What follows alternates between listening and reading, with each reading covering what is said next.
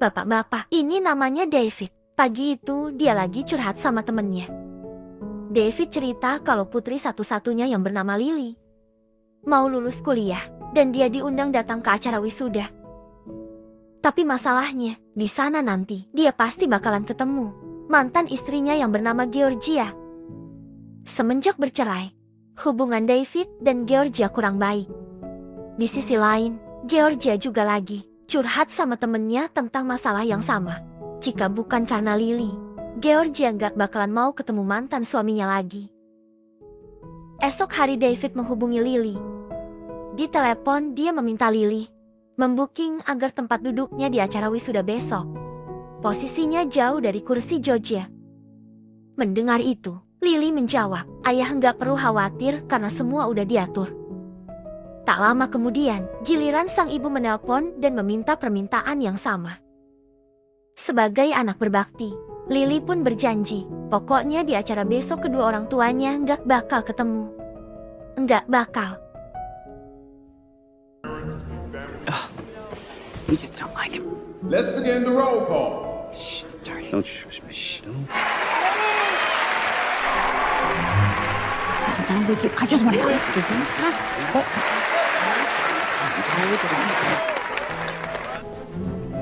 Toast. I specifically asked Lily. Hey! Take a picture. You take a picture. Keesokan harinya, David bersama Georgia mengantarkan Lily dan temannya yang bernama Ren ke bandara. Rencananya Lily mau liburan selama 3 bulan di Pulau Bali, Indonesia untuk merayakan kelulusannya. Hari demi hari berlalu. Lily dan Ren menikmati indahnya Pulau Bali. Hingga suatu hari, gara-gara terlalu asik berenang, mereka jeti ketinggalan kapal travel. Beruntung di tengah kepanikan, ada seorang pemuda lokal yang lagi jalan-jalan naik kapal. Mau memberikan mereka tumpangan. Pemuda itu bernama Gede. Melihat wajah tampan Gede, Lily begitu terpesona, sampai ngelupain temennya. Malamnya sebagai ucapan terima kasih, Lily dan Ren mengajak Gede pergi ke bar. Karena dari pandangan pertama Lily udah suka. Dia pun terus berusaha mengajak ngobrol dan mendekati Gede. Dari obrolan itu, Lily baru tahu kalau ternyata Gede adalah seorang petani rumput laut. Gara-gara kebawa suasana, Lily nekat mencium Gede. Besoknya Lily terbangun di rumah Gede. Ia lalu jalan-jalan keliling. Ketika melihat Gede sedang memanen rumput laut, Lily kembali terpesona.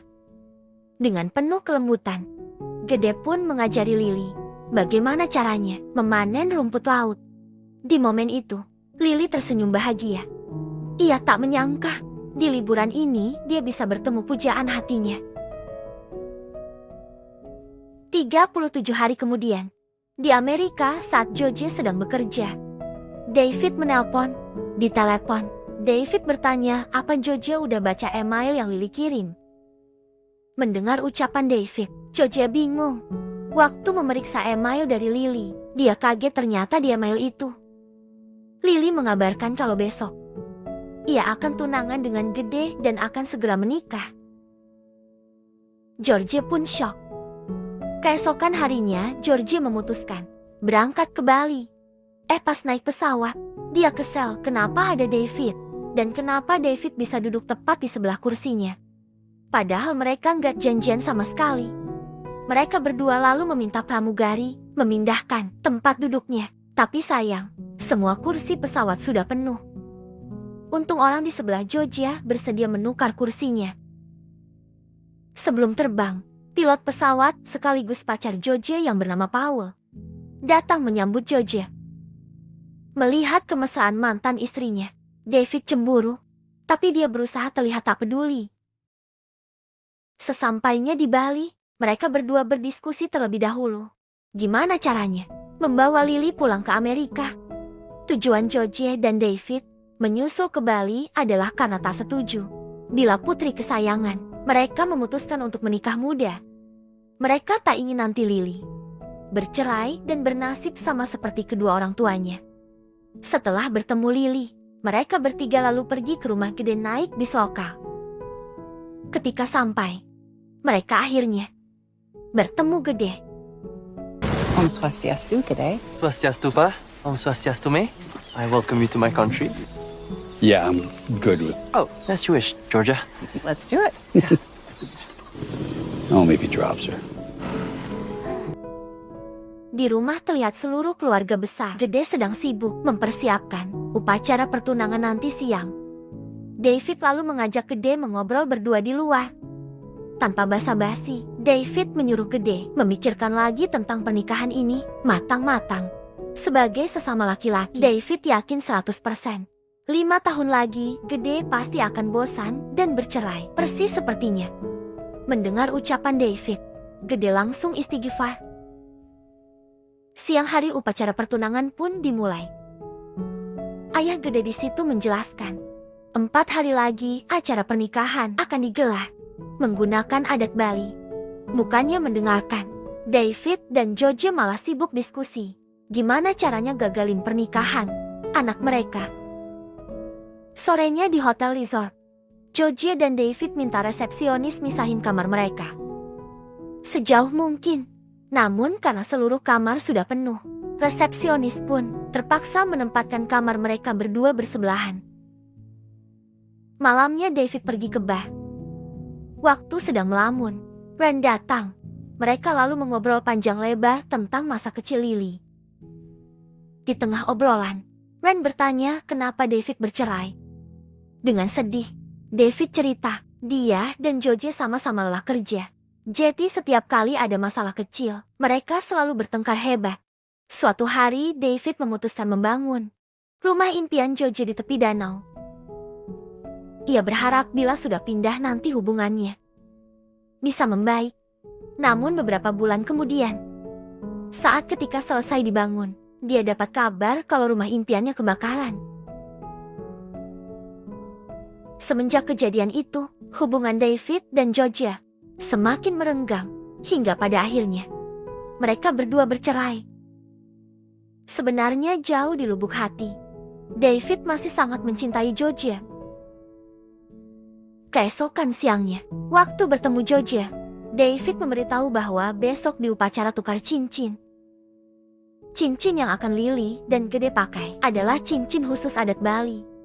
Jika mereka mencuri cincin itu sebelum upacara, pasti pernikahan akan ditunda dan mereka berdua jadi punya waktu tambahan untuk merancang rencana selanjutnya. David juga memberitahu kalau sekarang cincinnya sedang disimpan sepupu Gede yang masih kecil. Karena tugas David mencari informasi sudah selesai, jadi sekarang giliran tugas Georgia mengambil cincin itu. Georgia kemudian menemui sepupu Gede yang sedang asik main, lalu menunjukkan trik sulap untuk mengalihkan perhatiannya. Because we slice them. Sit up here. Right, it's not cut on the outside. Not cut. All right.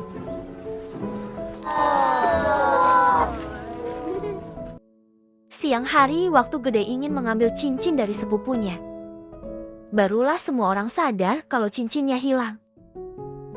Di tengah kepanikan, Gede melihat wajah Georgia dan David. Mencurigakan, dia yakin pasti mereka berdualah yang mencuri cincin itu. Malamnya Gede mengajak David belanja ke pasar. Di sana Gede bilang dia sudah tahu rencana David. Lebih baik David segera mengembalikan cincinnya sebelum ketahuan Lily. Jika Lily sampai tahu, mungkin dia akan kecewa dan tak akan mau bertemu David lagi. Setelah mengatakan itu, Gede langsung pergi. Saat kembali ke hotel, David menceritakan ucapan Gede di pasar tadi pada Georgia. Georgia pun merasa bersalah. Di momen itu, mereka berdua justru teringat kenangan masa lalu sebelum mereka cerai dan malah berantem lagi. Setelah puas meluapkan isi hatinya, David pergi meninggalkan Georgia. Pagi hari, Lily meminta kedua orang tuanya membantu memanen rumput laut. Waktu sedang memanen, Georgia minta maaf bila semalam dia terlalu berlebihan dan terbawa. Emosi David pun akhirnya minta maaf juga. Ketika keadaan mulai mencair, Georgia menantang David lomba siapa yang paling banyak memanen rumput laut.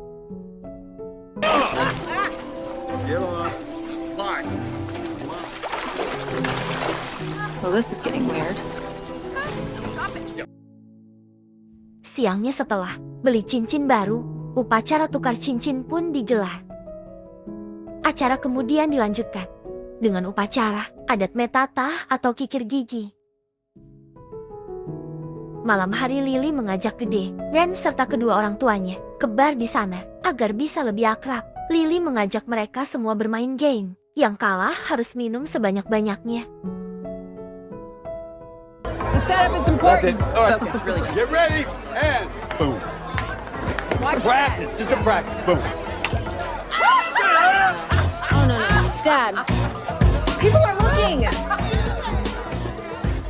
Hold. Cool move. For the sake of your daughter, stop doing that. Please stop.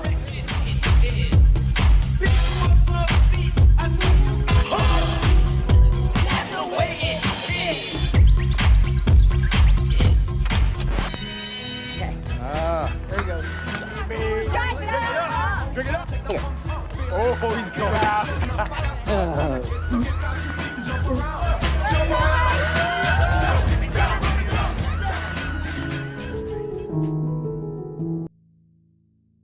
Paginya waktu bangun, Jojo kaget kenapa David ada di sampingnya.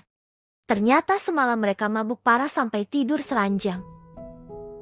Tiba-tiba dari depan pintu terdengar suara pacar Jojo, yaitu Paul dengan panik.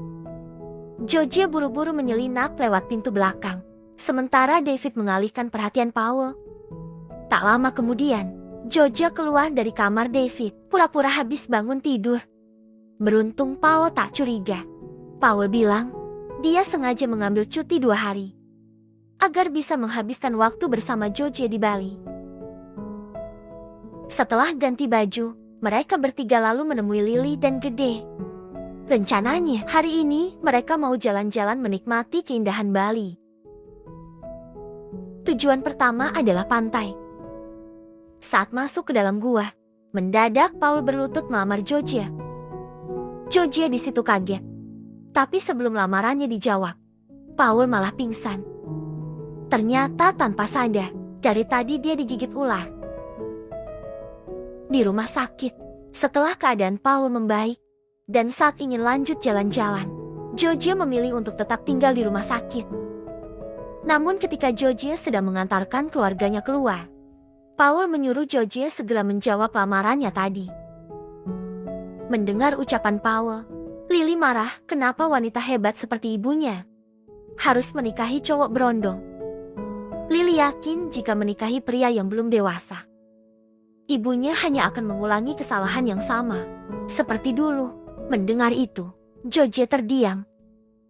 David, Lily, serta Gede pun melanjutkan jalan-jalan mereka ke tebing pantai dekat hutan.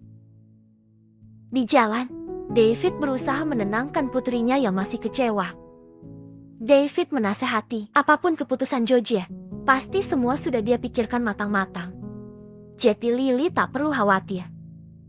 Di sisi lain, Jojo terlihat gelisah. Baru kali ini dia mendengar Lily membentaknya. Karena tak ingin memperpanjang masalah, Jojo memutuskan pergi menyusul putrinya. Di atas tebing, waktu bertemu, Georgie langsung minta maaf. Suasana akhirnya mencair. Namun saat sedang menikmati pemandangan, mereka melihat perahu milik Gede hanyut terbawa ombak. Mereka berempat pun cuma bisa pasrah. Gede menjelaskan kalau di jam-jam segini sudah tak ada turis yang datang ke sini. Jadi satu-satunya cara pulang hanyalah menunggu perahu turis datang besok. Karena tak punya pilihan lain, mereka kemudian membagi tugas. Lily dan Jojo akan menyiapkan perapian, sementara David dan Gede mencari makanan. Maghrib, waktu sedang mengumpulkan ranting, Lily menemukan cincinnya yang hilang di tas Jojo. Lily sangat kecewa, lalu pergi menemui sang ayah dan bertanya apa ayahnya juga tahu soal cincin itu. Bukannya menenangkan putri mereka, David dan Jojo malah sibuk debat, main salah-salahan. Sambil menahan air mata, Lily pergi dari sana. Tak lama kemudian, hujan turun. Ketika sedang berteduh, David dan Georgie bicara dari hati ke hati. George merasa alasan rumah tangga mereka hancur. Mungkin karena keegoisannya. Selama ini dia terlalu sibuk kerja sampai melupakan tugasnya sebagai istri sekaligus ibu. Paginya mereka berdua mulai dekat lagi. Lily dan Gede lalu datang bersama beberapa turis yang bersedia memberi tumpangan. Sesampainya di hotel, Paul yang sudah sembuh menyambut mereka. Di momen itu, karena masih kesal, Lily mengatakan di upacara pernikahannya nanti sore, dia tak ingin orang tuanya hadir. Mendengar kalimat putri kesayangan mereka, David dan George shock. Sore hari saat Ren sedang merias Lily, George datang. Setelah Ren keluar, George minta maaf dan menjelaskan alasannya ingin membatalkan pernikahan Lily adalah karena dia tak mau gara-gara menikah terlalu muda. Kesayangannya jadi merasakan apa yang dulu dia rasakan waktu bersama David. Tapi semenjak kejadian semalam, George sadar setiap manusia punya kisah cinta masing-masing. Dan dia tak bisa menghalangi kisah cinta putrinya. Mendengar itu, Lily terharu. Mereka berdua akhirnya baikan. Sore harinya, upacara pernikahan pun dimulai.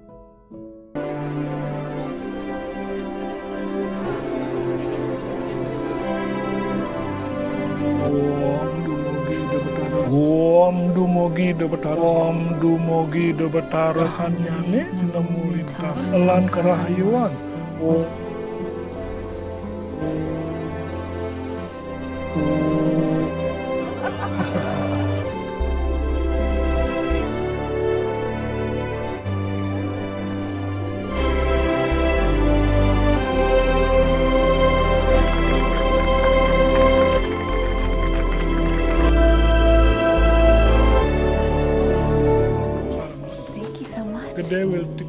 Di tengah acara, tiba-tiba Gede berhenti dan berkata, dia tak ingin melanjutkan pernikahannya tanpa restu David. David di situ kagum. Dengan senang hati, David pun merestui Gede untuk menikahi putrinya. Setelah dapat restu, upacara kembali dilanjutkan. Selesai upacara, George curhat ke David kalau dia masih belum menjawab lamaran Paul. David menasehati jika George merasa Paul adalah pria yang tepat, maka lebih baik terimalah lamarannya. Tapi meski sudah dinasehati, hati George tetap ragu. Keesokan paginya, setelah menguatkan hati, George akhirnya menjawab lamaran Paul. Namun jawabannya adalah maaf. Maaf karena dia tak bisa menerima lamarannya. Walaupun kecewa, Paul tetap menghargai keputusan itu dan artinya hubungan mereka berdua telah berakhir. Ketika George ingin menikmati pemandangan pagi, dia melihat David sedang asik bermain bersama anak-anak keluarga Gede. George pun tersenyum sambil terus memandangi mantan suaminya itu. Siang harinya, Ren, David, serta George pamit pulang. Di kapal, George memberitahu kalau tadi dia baru aja menolak lamaran Paul. Mendengar ucapan George, David tersenyum lega. Semenjak datang ke Bali, ada banyak sekali hal-hal indah yang mereka rasakan. Bali seakan telah menjadi pengganti rumah impian yang dulu pernah gagal mereka bangun. Bagi David dan George, Bali bukan hanya sekedar pulau biasa, namun pulau surga, tempat mereka berdua memulai semuanya dari awal lagi. Karena jatuh cinta sama Bali, tuh bocah berdua gak mau pulang terus, malah lompat dari kapal